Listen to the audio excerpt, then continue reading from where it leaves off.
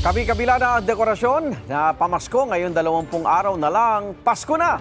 Nagpaalala ang ilang ahensya ng gobyerno para sa mas ligtas sa pagdiriwang ng Pasko, partikular sa tamang paggamit ng Christmas lights para iwas sunog. May unang balita si Tina Panganiban Perez. Sa halip na kumutitap, nag-apoy at pumutok pa ang ilang palamuting pampasko sa munisipyo ng Subic, Zambales. Ayon sa ilang saksi, nagka-spark muna bago nasunog ang mga linya ng pailaw. Agad na apula ang apoy. Ayon sa BFP, may nag-loose na connection ng mga wire sa breaker kaya ito nag-spark at nasunog. Karaniwang mitya ng pagkasunog ng Christmas decor ang Christmas lights.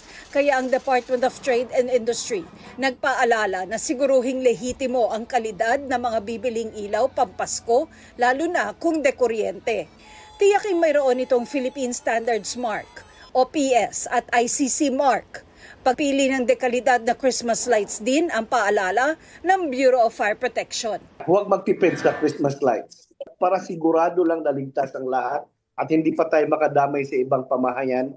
Maging maingat, lalo na kapag luma na ang mga ilaw. Kung nabili yan last year pa, not everyone has a good storage, no? So, hindi na, yung iba napapansin namin, for example, marami na siyang mga cobwebs, marami ng mga dust, and these are very combustible. Gusto ko na masigurado ko na safe ang members ng aking pamilya, then I will not be using it anymore.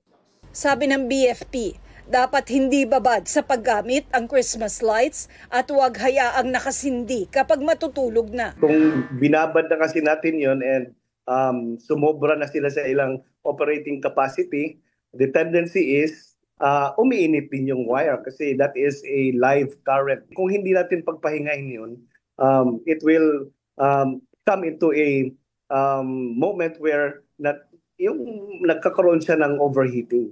So, mas maganda talaga kung bigyan ng breather. Now, for example, 4 hours, pagpahinga ng 1 hour or 2 hours. Ugaliin ding hugutin ito mula sa saksakan sa tuwing aalis ng bahay. Maaari hindi natin alam kung anong nangyayari sa loob ng bahay.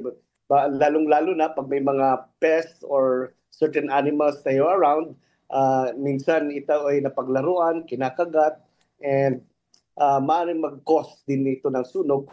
Kung maulanan, mainam na obserbahan kung magkakaproblema kahit pa sinasabing all-weather o pwede ito sa ulan. Panawagan naman ng Department of Environment and Natural Resources o DENR ngayong Pasko, ipakita ang pagmamahal hindi lang sa kapwa, kundi sa kalikasan. Iwasang lagyan o balutin ng Christmas lights ang mga puno na maaaring makasakal sa mga ito. Ang mga kable at plastic na bahagi ng mga dekorasyon, maaari raw magdulot ng impeksyon na baka ikamatay ng puno.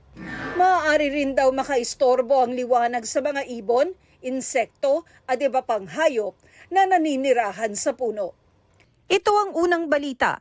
Tina Panganiban Perez para sa GMA Integrated News.